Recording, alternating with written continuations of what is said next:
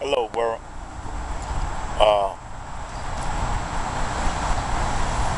all I'm gonna say is a lot of people know my name, Calvin White II. Know my father, know my whole family, because of a lot of reasons. My father was a school teacher uh, in the same neighborhood, that he grew up in. Very instrumental in my life, very, very important person in my life, and very, very influential person in my life. This is a scary chapter in my life story because it's a lot of judgmentality in this one. It's a lot of influencing going on in this one, and it's a lot of resentments that have been held in this area of my life. Uh, you know, my father, was in a lot of people's eyes the model person. Uh, he was very intelligent, very understanding, uh, very disciplined. My father always told me that he didn't want to work in the orange groves. So what he did was he went to college. He took it upon himself to sacrifice. Sacrifice, went to college, uh, you know, came back to the same town, came back to Apopka and started teaching at Phyllis Wheatley Elementary. You know, a school that's going through some things right now, but my father was one of the groundbreakers at that school. I would feel that anybody he came in contact with at that school was he actually made an impact on their life because people always say, man, your dad, man, was a good guy, and man, your dad was amazing, even though he's man, he put the paddle on a lot of people's ass in the popcorn. uh, he also, it's a side of him that a lot of people, man, maybe never had a clue and be like, damn, man, your dad's dead, man. How can you be uh, sharing this shit, sharing these things about your father and he's gone, Let him rest in peace. But deep down inside, for so many years I held a lot of resentments against my father, man. My life just I kept banging my head on the wall because, I held all this balled up anger against my father. You know what I'm saying? Instead of just taking it to God and just letting it go and moving on. So this is a part of my process of healing, you know what I'm saying? Letting it go. Even though, why would you just let it go and, put your business all out in the street? Uh, and that's my way of letting it go. You know what I'm saying? Sharing with somebody else a true life situation. Um, and with the internet and YouTube and this and that, all these different aspects of multimedia, it's just the way I choose to do it. You know what I'm saying? Some people may say, man, you crazy. You know what I'm saying? How you gonna tell your whole story to people? You know what I'm saying? But who knows? You know what I'm saying? It's me. It's just who I am. And it's just my way of venting what's on my mind. I go back to where my life was actually, where my life, I would say the crisis started in my life. You know, um, me growing up in a household, you know what I'm saying? We started out in a little small apartment in Apopka on 5th Street. The apartments are still there to this day. I look back in the photo albums and I look and say, dang, that's where we started at. Little small brick apartments. Uh, my brother wasn't alive. It was just me, my sister, my dad. We had 2 dogs, Angel and Demon. You know, and that's basically what I felt like once I got a little older, that I was fighting against angels and demons. You know, uh, my father was able to go to college.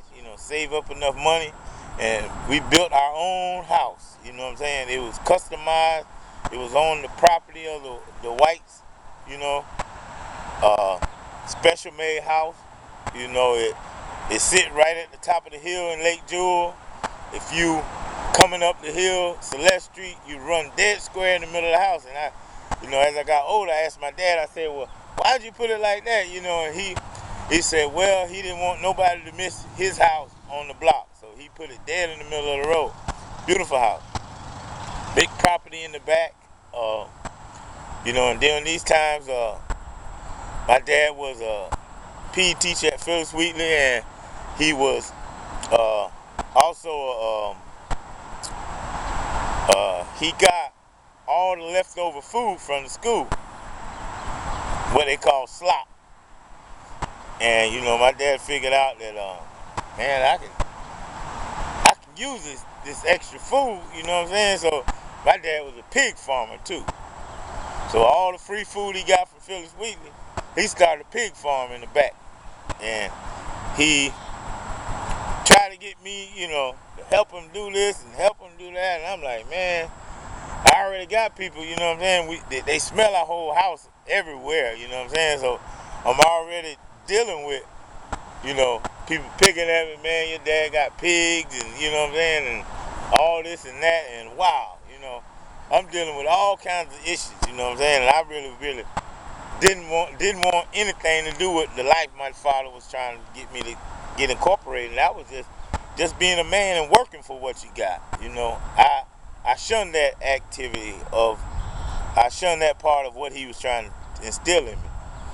And that was probably the worst thing I could have done, me at that age, not accepting something from my father, even though he was trying to help me. I didn't want to see it that way. I felt like he was trying to slave drive me, or, you know what I'm saying? Yeah, he was just trying to basically put some ethic in my life, and I didn't want to hear that, I wanted to try something different. And, I looked for the easy outlet. And I began to really watch his movements and watch his patterns, I wanted to know what was my dad really actually doing, because he was, this pig farmer, school teacher, but me being a curious kid, I knew something else was going on. And this is where my curiosity, I would say, killed the cat and caused a lot of crisis in my life. Instead of me being a child where I should have been in my place, I wanted to know what was my dad actually his, you know what I'm saying? I wanted to be nosy, curious. You got TV coming on, you know what I'm saying? You see the lifestyle, I see some resemblance in him, Scarface, and not say just Scarface, but you know what I'm saying? I knew something was going on with his life. And that's one thing that we have to be careful with is what our kids perceive us to be and what they see. And there I was, wanting to know my dad's hidden lifestyle. And that's where I made the wrong decision. Is I began to break into his room and sneak in his room when he was gone, and I was in for a rude awakening. I found a lot of things that I still battle with today. There was drugs, there was guns, there was cocaine, marijuana, and all this stuff. And here I am saying, damn, my dad's got he's multi-personality, he's doing two different things. And I gravitated to that side. A lot of people didn't know it, but shit, I wanted to be just like him. I wanted to have my cake and eat it too. At the age of 12, 13, you know what I'm saying? Wrong thinking, dead wrong at that age.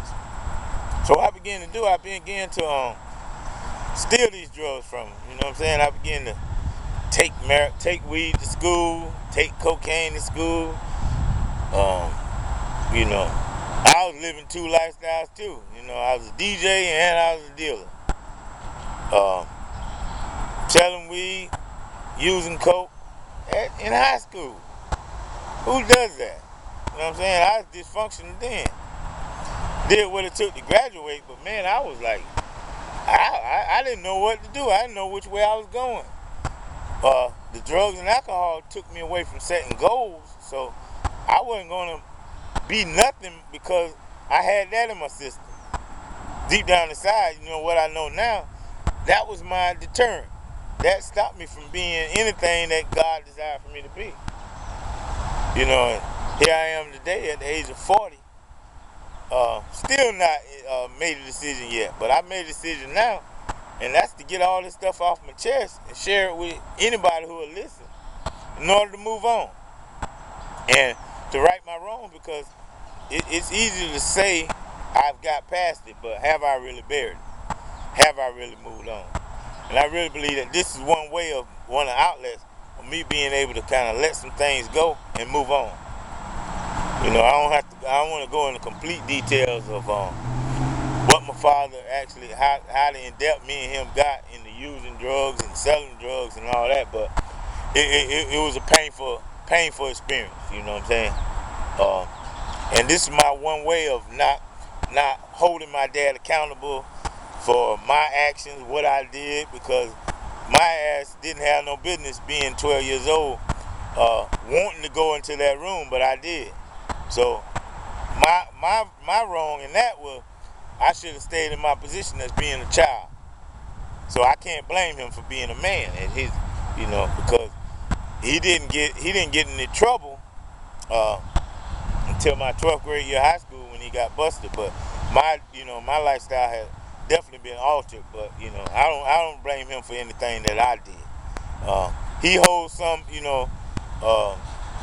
he's accountable for some of it. But hey, in the end, it's my decision I make at the end. So I just wanted to share that area and that chapter of my life in order for me to get past me holding resentments against my father. And I thank you for listening to me, because in the end, the only way for me to move on is let it go. And that's really where I'm at. Thanks for allowing me to share.